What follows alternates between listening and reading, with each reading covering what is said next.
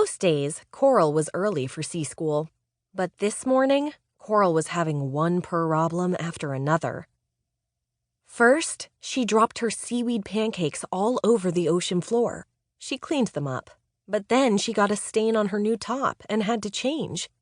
Then she tried to put on her favorite bracelet, but she accidentally knocked a stack of snail mail and her bracelet behind a bookcase. "Mama!" Coral shouted. "I can't reach my bracelet." She frowned. "My arms are too short." "I'm coming," Mama replied. She floated over and reached a paw behind the bookcase. "I can't quite get it," she said. "Help me move this out of the way." Coral glanced at the clock on the wall. "I'm going to be late for school," she whined. Coral loved many things about sea school.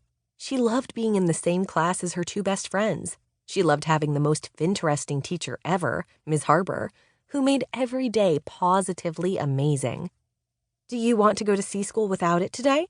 Mama asked. "No!" Coral yelped. She couldn't leave her bracelet behind. "You know Shelly, Angel, and I wear our bracelets every day." Shelly and Angel were Coral's best friends. They wore their matching friendship bracelets so that everyone in Kittentail Cove knew they were a team. Coral would rather be late than go without her bracelet, and she hated being late. Coral moved to the far side of the bookcase. She and Mama pushed until it was a few inches away from the wall. "Do you see it?" Coral gasped. "Yes, I do! And a lot more," she exclaimed. She scooped up her bracelet and the snail mail. Then she picked up a sea glass necklace, a book, a scallop shell from her last trip to Tortoiseshell Reef, and a half-eaten piece of Founder's Day candy. "I had no idea how much was back here." "Sometimes, if you look hard enough, you can find all sorts of unexpected things," Mama said. Coral handed Mama the snail mail and said, "If I hurry, I can still get to sea school on time." She put her bracelet on her paw and reached for the doorknob. Before Coral could open the door, Mama shouted, "Hold on a minute. There's something here for you." She held out an envelope. Coral's eyes grew wide. She said, "Snail mail? For me?" Mama nodded.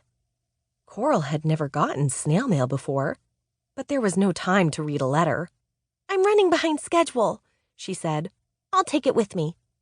She stuffed the envelope in her bag and waved goodbye. Coral hurried to Leandra's Square to meet up with Shelly and Angel. When she saw them, she yelled, "I'm sorry I'm late. Let's hurry." She zipped by her friends without even stopping. Angel and Shelly looked at each other and shrugged. Usually, it was Coral who complained that the girls were swimming too fast.